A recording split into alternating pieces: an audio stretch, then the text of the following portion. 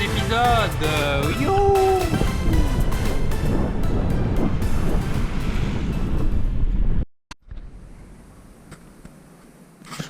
Voilà, jour 1 en Italie, mais c'était le 3e jour de ce voyage. Donc je viens d'arriver, je viens de passer la frontière, on est le soir. Je vais déjà tirer les conclusions de l'Autriche et de la Slovénie de la vidéo précédente parce que ça m'a assez marqué. L'Autriche vraiment pas mal, je le conseille. Il y a quand même des routes avec beaucoup de circulation. On sent que c'est quand même un pays voilà, qui vit, qui est occupé par tout ce qui est industrie. La Slovénie par contre c'est incroyable, c'est une claque. C'est la nature avant tout, donc en fait c'est pas les routes et l'humain qui a façonné l'environnement, c'est la nature qui a dit bon c'est comme ça et vous adaptez-vous. Et ça se ressent énormément, c'est un pays de nature où par-ci par-là il y a des villages très beaux qui défigurent pas du tout le paysage, au contraire qui ne rendent que encore plus magnifique. Il y a pas, l'air est très très frais dû à la nature énormément présente. Voilà, je vous mets une liste de toutes les cases que coche la Slovénie. Franchement, voilà. Et aussi une conclusion très importante, c'est que pendant ces 2-3 jours, donc 2 jours en Autriche, 1 jour en Slovénie, aucune fois il y a une voiture qui m'a dépassé de près ou qui m'a klaxonné ou qui m'a mis en danger. Ça n'est pas arrivé. Alors, je ne dirais pas une conclusion sur tout le pays et tous les habitants en général. Mais quand même, c'était 3 jours, c'était 450 km, c'était 20 heures. C'est pas arrivé une fois et je suis passé par la ville, je suis sorti de Vienne, qui est quand même la capitale de l'Autriche. Et après, voilà, les infrastructures sont aussi très correctes, ce qui fait que voilà, ça explique. Mais après, est-ce que c'est les infrastructures qui font que? Donc certainement une partie. Est-ce que c'est l'éducation aussi? Est-ce que c'est les personnes qui sont plus respectueuses? Je pense également. Donc voilà, c'est une question de respect, même quand un cycliste vous dérange, ça sert à rien de le serrer, c'est dangereux, tout simplement. Donc ne le faites pas. Si un cycliste ne roule pas sur la piste cyclable, c'est pas juste par plaisir, c'est en général soit que la piste cyclable est dégradée et donc ça rend la chose encore plus dangereuse pour le cycliste, soit qu'il ne l'a pas vu, soit il ou elle n'a pas encore trouvé le moment de s'y mettre, de s'y insérer. Donc voilà, il n'y a aucun cycliste qui roule par plaisir sur la route quand il y a une bonne piste cyclable sur le côté. Ça, je connais pas. Voilà, et c'est parti pour l'Italie. L'épisode commence maintenant.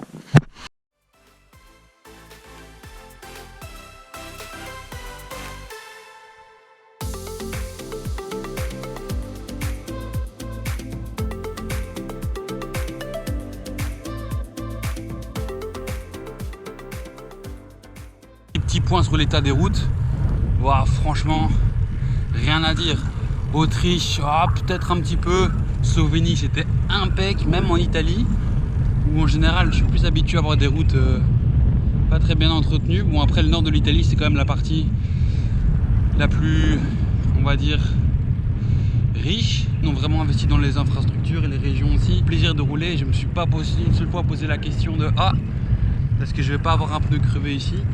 Bon, je touche du bois, il n'y en a pas ici, mais j'en touche. Regardez, le bonheur de rouler sur des routes vides. Bref, retour à nos moutons. Là où en Belgique, en fait, là où ça c'est une mauvaise route en Italie. Donc vous voyez mon sac qui brinque-balle un peu. Mais ce serait une route totalement normale en Belgique. Je précise en Wallonie. De par chez moi, à chaque fois que je roule à vélo, je me demande est-ce que je vais pas avoir une crevaison ici, quoi. Ici, c'est pas un sujet, quoi.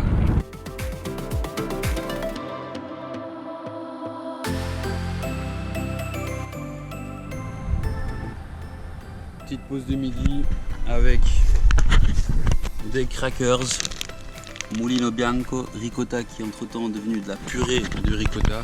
Il n'y a plus de fraîcheur du tout. Petit spot parfait à l'ombre.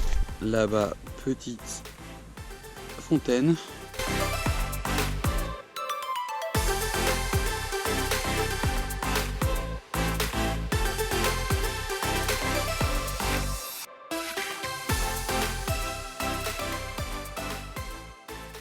Bon, soyons sérieux 2 secondes. La barre des 500 km aurait été une barre que je me suis pris carrément dans le fion. Dire que j'ai un mal de selle depuis le 500e kilomètre. By the way, on est au 600e. Ça fait 100 km que là ça fait mal, quoi. On a plus de 29 heures de selle. 29 heures de selle en 4 jours. au mental parfois, mais ça reste du fun globalement.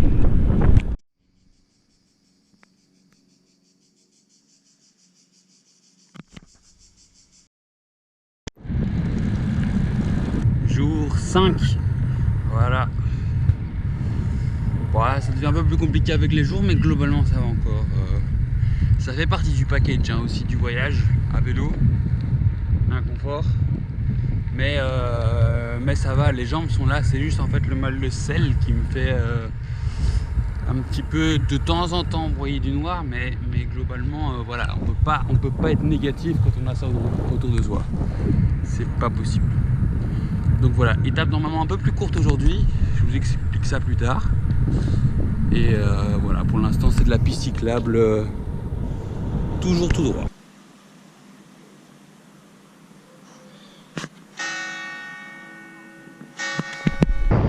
J'avais dit qu'aujourd'hui ce serait une étape plus courte.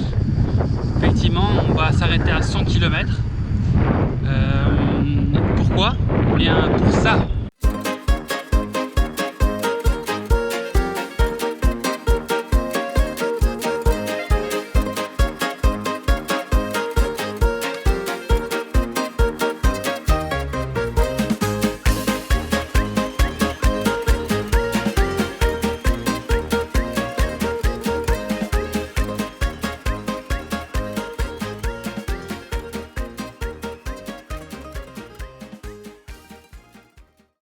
Voilà, finalement la journée qui devait être plus courte c'est un peu prolongée.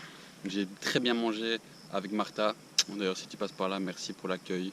J'ai pu prendre une douche, me rafraîchir, manger trop bien, manger une glace avec elle. Et vers 6h30 je suis reparti. Je voulais faire une vingtaine de kilomètres pour me rapprocher en fait de Pavie, qui est la destination au plein milieu de mon voyage. Donc Pavie marque exactement la moitié de mon périple. Du coup demain c'est la dernière journée qui reste avant Pavie. Ce sera une moins grosse journée que prévu. De base c'était 150, ce sera plutôt 135, 140, qui est 2 nuits. Comme ça je fais un petit jour de pause là-bas pour me récompenser de la moitié du voyage. Donc voilà, rendez-vous demain à Pavie. Pour l'instant ça va bien, mais le GPS est en train un petit peu de me lâcher. Il bug, je sais pas pourquoi, il bug totalement. Il me dit de tourner à gauche, à droite, alors que la trace continue clairement tout droit. Donc c'est un peu chiant. Bon, si c'est que ça, il faudrait juste que je me fie à la trace et que je laisse l'écran tout le temps allumé. Et on espère que ce ne sera un problème que jusqu'à Pavie. À Pavie, j'ai un autre tracé qui représente la deuxième moitié du trajet, du trip, qui j'espère ne buggera pas. On va ici, des petits bretzels. On est dans un parc où je vais essayer de mettre ma tente d'ici quelques temps. À demain. Let's go. Avant de me mettre en route pour Pavie, on est samedi là. J'ai dormi ici dans un petit parc très calme où il y a même des petits appareils de musculation. En route, on va peut-être faire une petite séance histoire d'entretenir ce corps de cycliste et pas devenir un pur grimpeur.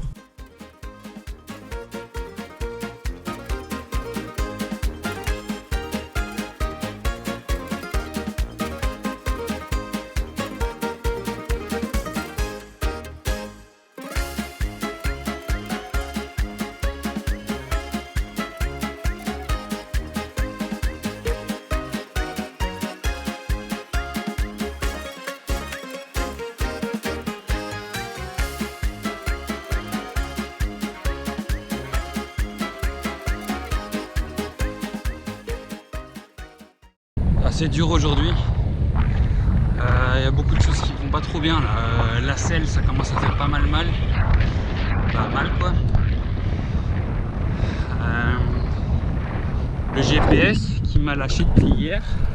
La troisième chose qui va pas trop aujourd'hui, c'est que justement ce sont des longues lignes droites comme ça, interminables, de village en village, mais des villages qui ne veulent même pas le détour. Voyage à vélo c'est ça aussi, hein, c'est des côtés moins bons. Faut le dire aussi quand c'est moins bien. Et la quatrième chose qui va pas trop aujourd'hui, c'est l'état des routes. Je viens de rentrer en Lombardie du coup, et là on sent que, je sais pas, peut-être que la région investit moins dans les routes, mais ça, évidemment ça n'arrange pas mon problème de cul. Mais bon, après, comme on dit deux grands sages un jour, si c'était si facile, tout frais. Cinquième chose qui va pas aujourd'hui, ouais désolé là je bombarde, hein. Tant qu'on est négatif autant le mettre tout dans le même panier. C'est que je vois aucun supermarché. Donc on est samedi, j'ai fait exprès justement de faire ma dernière journée avant une petite pause à Pavie dans une ville en l'occurrence. Un dimanche, comme ça me permet de samedi de rouler et de me reposer encore sur des magasins, des supermarchés. Et là, ni supermarché, ni boulangerie, rien, que dalle. Je trouve rien. Et c'est ça que je vous dis aussi quand je suis sur des villages qui valent pas le détour, c'est qu'il n'y a rien. Autant il y a un petit charme, tu vois, la petite boulangerie, les petits clochers, tout, non, rien. Je le traverse, je continue la route, de rond-point en rond-point, nul. Donc maintenant, j'essaie de me motiver, de me dire que la prochaine ville là, elle est au kilomètre 50 de ma journée, donc ça me fait encore un petit 20 kg là maintenant. Et que bah là il y aura d'office un truc. Et que d'ici là maintenant j'ai la flemme d'y arriver, mais j'ai juste envie que tout ça soit derrière moi. Donc 15 km Clément là. Bon bah 15 km. Donc je fonce, j'essaie de débrancher le cerveau et d'y aller.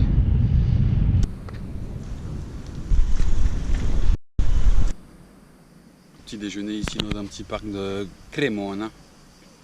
J'ai fait 50 et quelques kilomètres aujourd'hui. C'est toujours aussi dur, mais j'essaie d'être positif en me disant que là tout à l'heure je vais être à la moitié de mon trajet, je vais bien profiter à Pavie, je vais me poser dans une 2 nuits dans un petit bed and breakfast. Il y a quelqu'un qui va s'occuper de moi, ou en tout cas du petit déj, la chambre, je vais dormir dans un vrai lit. J'avoue que j'ai un peu la claque de l'attente.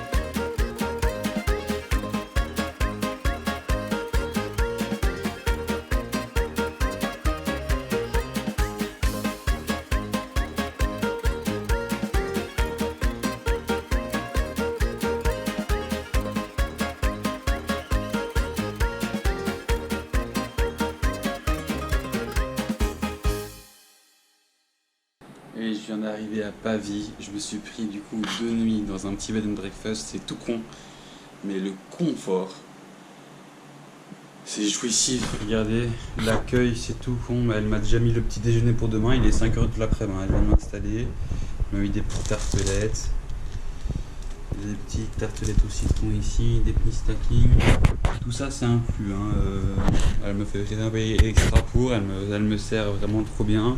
Je me mis des petites machines à café, une petite carte de la ville ici, tout ce qu'il faut pour faire du thé et du café. Ça c'est moi, avec un marque de bronzage. Et de l'eau évidemment, un peu fraîche, et des yaourts. Pas très bien à la luminosité, mais c'est des petits yaourts et des petits jus que les petits jus je vais pas utiliser, parce que c'est du plastique pour rien. Mais les yaourts ça peut faire plaisir, avec l'Erco qui est sur 24. Et en parlant de ça, en fait je me rendais pas compte parce que je faisais mon voyage, et quand on est à vélo il y a le vent aussi qui rentre en compte, donc on a une sensation un peu plus de fraîcheur, tout est relatif, mais il fait aux alentours de 33-35 degrés et on est sur une vague de chaleur actuellement en Italie. Je le savais pas, je viens de l'apprendre en parlant avec celle qui m'accueille. Dans son bed and breakfast, donc en fait les gens ne sortent absolument pas, et que même les voyageurs qui étaient ici avant moi, donc hier encore ou avant-hier, c'était des Suisses qui sont repartis chez eux parce qu'il faisait trop chaud, qui faisaient aussi un voyage à vélo en Italie. Donc en fait apparemment je suis pas dans le meilleur moment, mais bon c'est peut-être le bon moment du coup pour me reposer, parce que je sens aussi que là le confort, en fait je vois pas comment j'aurais fait sans les 2 nuits qui arrivent là dans un petit peu de confort, parce que j'ai un peu ma claque de latence. On est sur quasi 900 km en 6 jours. Je peux plus. Donc voilà, mais on a la moitié du trajet. Je recommencerai du coup lundi. direction Turin, puis les Alpes, la France et l'Espagne. Voilà, maintenant je kiffe pendant 2 jours. Ciao!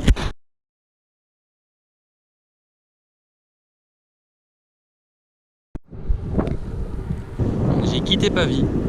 Donc nuit reposante, ça m'a fait beaucoup de bien d'être dans du confort, d'avoir des fruits frais, d'avoir des draps de lit propres, un lit très confort. Donc niveau énergie, les batteries sont rechargées dans les 2 sens du terme. Par contre là j'ai toujours un petit peu ma douleur de selle comme d'habitude, hein, évidemment ça c'est normal. Mais j'ai 2 nouvelles douleurs qui viennent d'apparaître comme par magie. Je sais pas comment ça se fait. Ciao. Oh, presque au niveau du dos, sur le côté de la fesse là. Je sais pas à quoi c'est dû, si c'est à ma posture. Il y a quand même 4 jours que je suis en Italie et que c'est plat as fuck comme ça.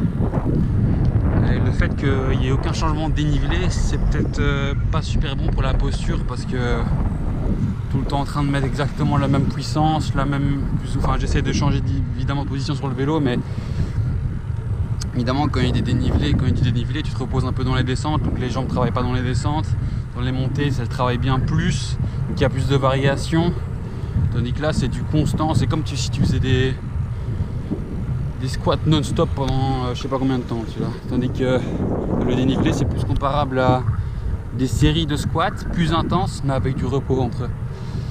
Donc le fait que le corps n'ait pas de repos, c'est peut-être soit des crampes, ça c'est ma première explication, des grosses crampes au niveau du fessier, soit un début de déchirure, parce que là franchement ce matin ça faisait très mal, j'arrivais pas à pédaler, là ça va un peu mieux, le muscle est chaud, mais voilà, j'espère que c'est juste des petites crampes et que ça passera. En tous les cas là c'est mon dernier jour de plat, l'objectif ce soir c'est Torino, Turin, pour demain aller attaquer les Alpes et passer la frontière. Donc voilà, c'est mon dernier jour de plat. À partir de demain, ce sera la montagne. On est parti.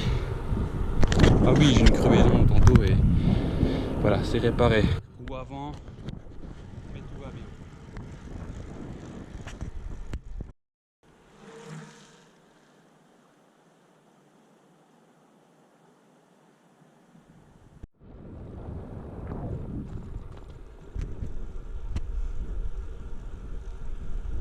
Qui dit petite pause 10 minutes, dit repas. Donc là on part sur pain, tomates et thon. Chef, on doit refaire toute la route. Ouais les gars. Et chef, on n'a pas le budget pour faire toute la route. Pas grave, faites juste la moitié. Et ça c'est bien ça, le concept, refaire qu'un sens de circulation. Torino. On y est, Turin. C'est parti, let's go! Voilà, dernier petit repas. On se lèvera et on enchaînera sur la montée des Alpes. Et normalement, vers début d'après-midi, je serai à la frontière française et là, ça descendra. Donc voilà, bonne journée aujourd'hui avec 150 et quelques kilomètres, histoire de prendre un petit peu d'avance pour demain. Voilà, on s'était laissé hier soir à 80 km de la frontière avec la France et ce matin j'ai déjà bien pédalé, ça monte grave, 55 km, donc voilà, il me reste une petite trentaine de kilomètres avant d'être tout là en haut. Je sais pas exactement quel sommet ce sera, mais voilà, là tout de suite je reprends des forces avant d'attaquer la montée finale. Puis à mon avis je mangerai le midi en haut parce qu'il me reste encore bien 2 heures d'ascension là. Et puis on descendra. Voilà, c'est parti. Dernière montée entamée, 12 km d'ascension. Et tout en haut, ce sera la France. Les 12 derniers kilomètres en Italie. Cesena Torinese, une des dernières communes avant la France, si pas la dernière. De ce que je vois, 1350 mètres d'altitude. La bascule est à 1800. Encore 9 km. Wouhou! Francia 7. Que je comprends, la bascule est à 9 km, mais la France déjà à 7. Ça veut dire que ça continue à monter même après la frontière. On va vérifier ça. On voit bien, mais là-haut il y a une route là. Petit cirque d'un tunnel là en plein milieu de l'image. Si c'est ça, oh putain, ça a l'air immense, ça a l'air loin, ça a l'air magnifique. Je sais pas comment c'est possible que cette route mette jusque là. En soi il reste 5 km, tout est possible, mais ça paraît loin. Pouah. Et c'est dur. Et c'est dur. Et c'est lent. Je suis exactement où je pensais ne pas être. Métaphore de la vie, je vous laisse en juger.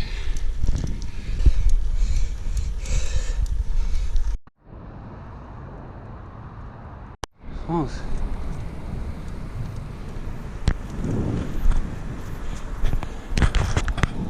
Autriche, Slovénie, Italie, Tchèque, France, let's go! La montée est toujours pas terminée, by the way.